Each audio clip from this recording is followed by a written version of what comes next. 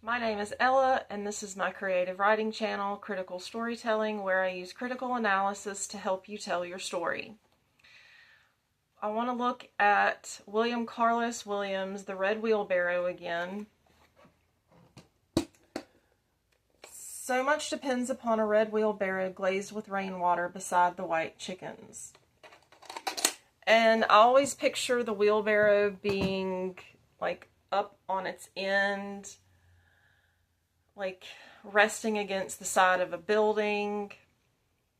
It's not being used. It's a wheelbarrow. There is nothing exciting about it, but the poet is able to capture something that we cannot see.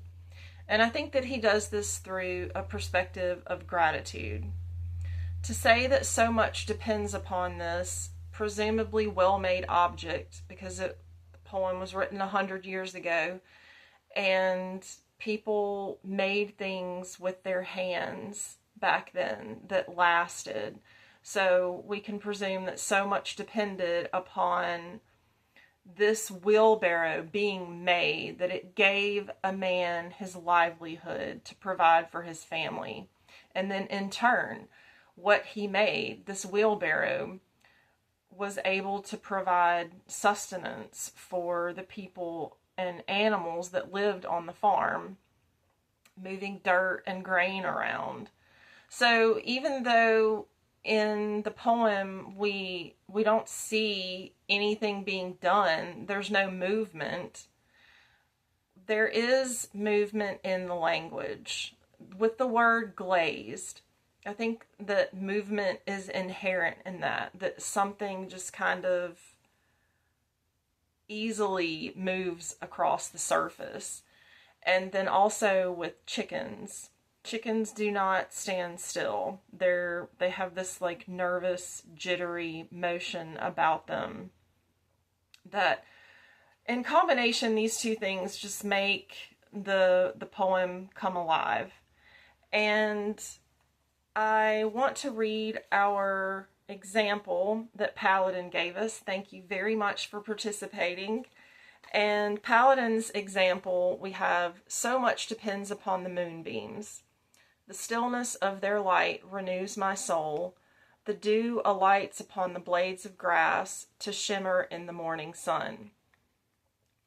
And I think this gets an A. It totally understood the assignment because moonbeams are something that we see almost every night. It would be easy to take them for granted. And also, I feel like it echoes the stillness of the original poem. When it says the stillness of their light renews my soul, I mean, we have that actual word, but there is movement in the word renew. There's movement in the word moonbeam. Because while it's just a noun, the word beam gives movement. That it's a direct line of light. And in the third stanza, the dew alights upon the blades of grass to shimmer in the morning sun. Again, I think this echoes the movement that was in the original poem with the word shimmer. It reminds me of glazed, how there isn't necessarily like movement from here to there, but there is a sparkle that this thing that is just light, but it is doing things, renewing the soul. That is goes back to our very important theme of the importance of nature and how it has a healing property, especially for humans who are dealing so much with the stress of modern day technology. And I like the word alights as well.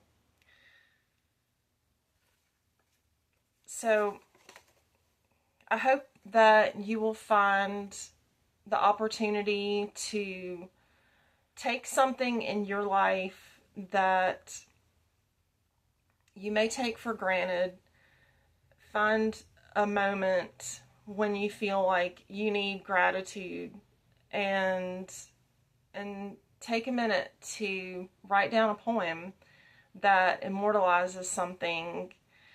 And I promise that it will have a restorative aspect to your soul.